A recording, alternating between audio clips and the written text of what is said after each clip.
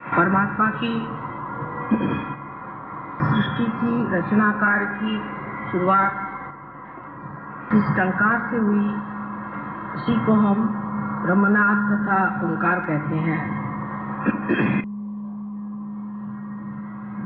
इस टंकार से जो नाद विश्व में फैला वो नाद पवित्रता का था। सबसे प्रथम परमात्मा ने इस सृष्टि में पवित्रता का संचालन किया, सर्व वातावरण को पवित्र कर दिया। पहले उन्होंने पुनीत किया, जो चैतन्य स्वरूप आज भी आप लोगों को जाना जाता है, आप जान सकते हैं, उसे महसूस कर सकते हैं, उसकी प्रचीति आपको मिल सकती है। वही ओंकार आज चैतन्य स्वरूप आपको भी पवित्र कर रहा है।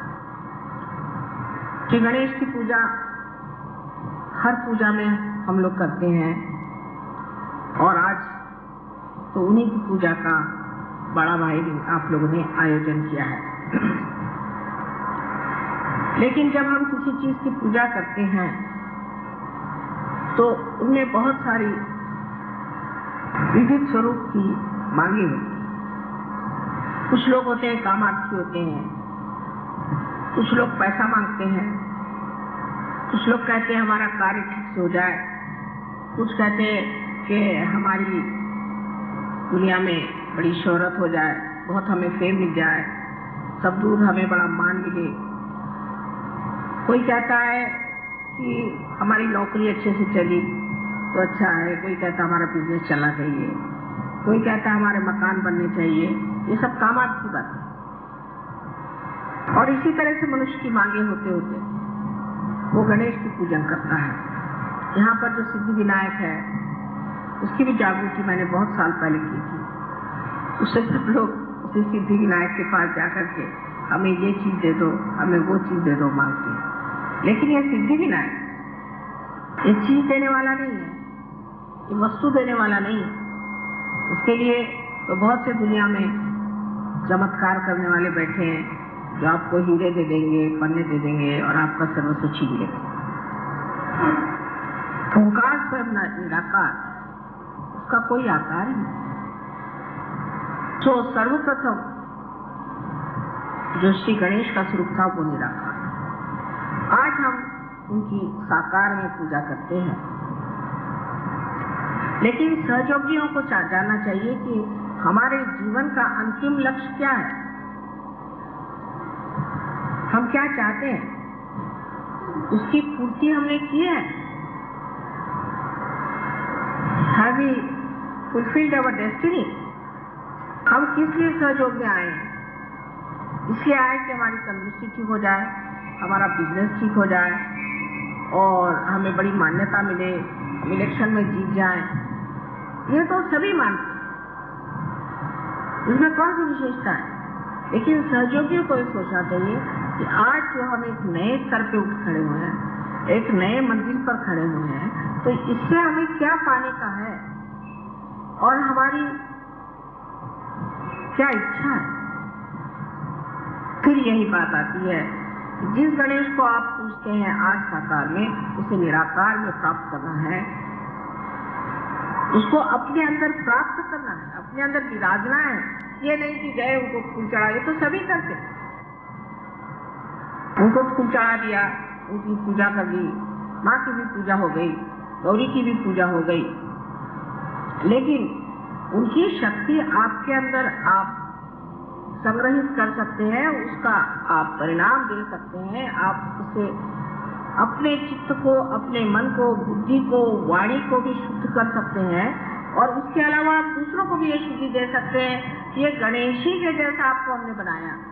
हमने आपको आत्म साक्षात्कार जिस तरह से गणेश को बनाया गया उसी प्रकार आपको बनाया, उसमें कोई फर्क नहीं, एक ही तरह से, एक ही ढंग से बनाया। लेकिन कहाँ गणेश?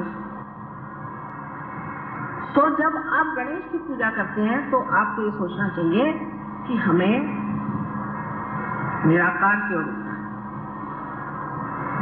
निराकार से एकाकारी करें। हम तो साकारी के पीछे में दौड़ते हैं, अभी एक साहब कोई पूरी मिली के सहयोगी पूना में आकर के मुझे कहने लगे कि मेरी तो वो भी कृष्ण पूजा भी गई क्योंकि मैं पूना नहीं आ सका, और ये भी पूजा गई। मैंने कहा ये क्यों गई? पहले मैं असल में मैं वहाँ से गणपति लेकर के आता हूँ अपने भाई के यहाँ, और हमारे 3 दिन का उत्सव होता तो गणपति लेके मैं यहाँ आया हूँ, और वहाँ की तो पूजा मेरी मिस हो गई। मैंने अभी तक अज्ञान वहीं के वहाँ बैठा हूँ। यहाँ की पूजा मिस करके आप गणपति यहाँ से 10-15 रुपए का खरीद करके ले गए, यानी गणपति को खरीदा भी जाता है, आप हमें नहीं खरीद सकते, पर गणपति को तो आप खरीद सकते हैं। और फिर जो गणपति के नाम पे जो धंधे कर रहे हैं, इसीलिए पूना में आजकल बरसात हो रही है, इससे गणपति के वो मार्ग ही बंद होते हैं। और तब तक बरसात होनी चाहिए जब तक गणपति विसर्जित नहीं हो जाए। विसर्जन करने की जरूरत नहीं होनी चाहिए, वही 20 बार से विसर्जित हो जाए। वहाँ के गणपति के मैंने जो किस्से सुने, मैं तो एकदम अवाक रह गई कि श्री गणपति को बिठाया है और उनके सामने शराब पीते हैं, वहाँ बैठ के शराब पीते हैं, गंदे गंदे गाने गाते हैं, उसके आगे गंदे गंदे नृत्य करते हैं, और सब गंदी तरह की औरतें वहाँ जमी रहती हैं और सब तरह के धंधे करते हैं। ये गणपति की विटंबना हो। अब एक ये मार्ग लोकमान्य तिलक ने बताया था कि इसको गणपति को सामाजिक बना दीजिए, और सामाजिकता में जो है आपके सामने एक चीज ऐसी रहेगी जिसके सामने आप बड़े बड़े ऐसे संगीत के या व्याख्यान मालाओं के इस तरह के आप कार्यक्रम बनाएं जिससे लोगों में एक तरह की जागरण हो जाए। ये तो अच्छे भले लोगों को खराबी के रास्ते पर ले जाने की पूरी व्यवस्था ऐसे गणपतियों ने की है, और जितना बड़ा गणपति उतना ही वहां पाप ज्यादा। और ऐसे गणपति के सामने पाप करने से वो क्यों छोड़ेगा? वो इन लोगों को छोड़ने वाला नहीं। अब जब तक हम बैठे हैं ठीक है, लेकिन बाद में वो ठिकाना नहीं होने वाला, क्योंकि वो जानते हैं कहाँ कहाँ काम करना है और कहाँ मेहनत करनी है।